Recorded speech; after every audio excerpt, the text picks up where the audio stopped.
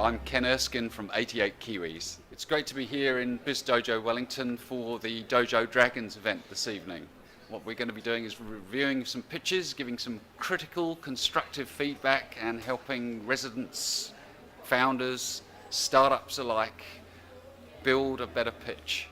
Hey guys, I'm Nick Shewring, co-founder of BizDojo and current fill-in CEO for Colo.life. And I wanted to share with you guys a couple of quick tips on pitching. For me, a pitch, in getting a pitch right, is a really tricky thing in terms of it takes practice. Don't be afraid to practice again, because what seems natural quite often isn't. So you need to get into the space of being comfortable with what you're saying. So rule number one is absolutely no notes. You need to know what you're talking about and to be able to speak from the heart.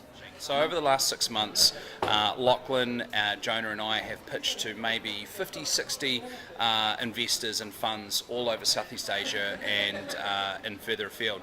And I guess one of the big things that I always say is really know that audience before you sit down in front of them and get your pitch deck out and start trying to ask them for money.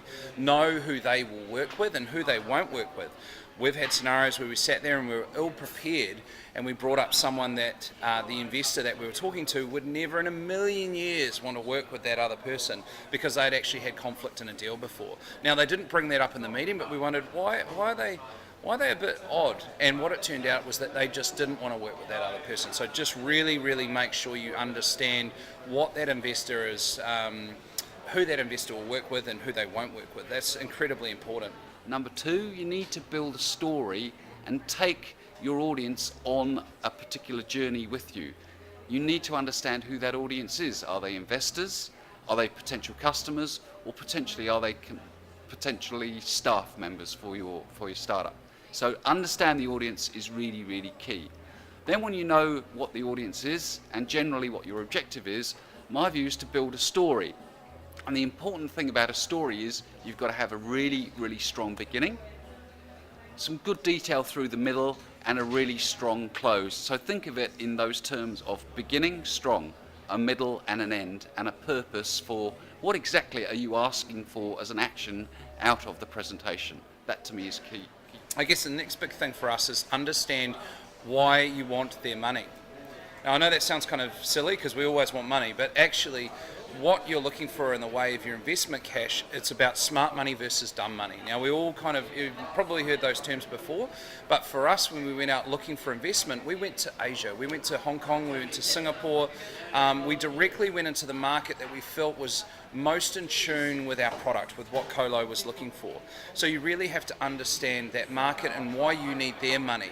Not just I need money, but how does that set us up for those next rounds? How do we go from seed round into next seed round into Series A? How do we set ourselves up on that pathway?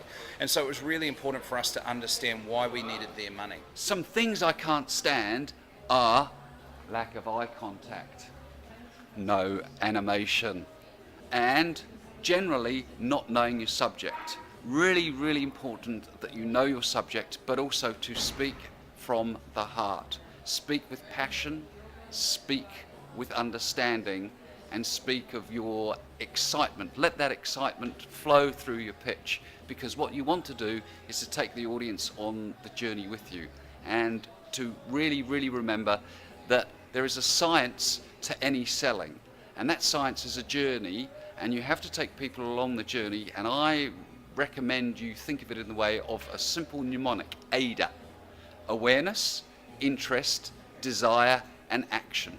Before you take anyone on a journey, you have to, or rather before you sell anything to anyone, you have to take them through that journey of awareness, they need to know it exists. Interest, they need to care and be interested in it.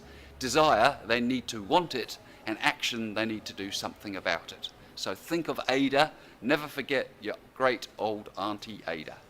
I guess like the third thing, and this is kind of the hardest one, is make sure that when you're going through these pitches, you keep really focused on what it is your business solves, how it addresses that market failure, who the audience really is, and ultimately where you think this business could go with the right backing, and be incredibly aspirational. I think one of the hard things when you're a Kiwi is we kind of quite used to talking to people and saying, hey, I think this could be a pretty good business and it might make 100 grand and da-da-da. Look, investors outside of New Zealand and a lot of investors in New Zealand, they want to see you strive. How can you build a $100 million business? Even if you don't get to a $100 million business, you're certainly going to be aiming more in the 20s, 30s, $50 million mark. Be aspirational. If you don't believe in your idea, how the hell can you expect these guys to stump up their hard cash and believe in you? Good luck. Always be pitching. ABC. Look out.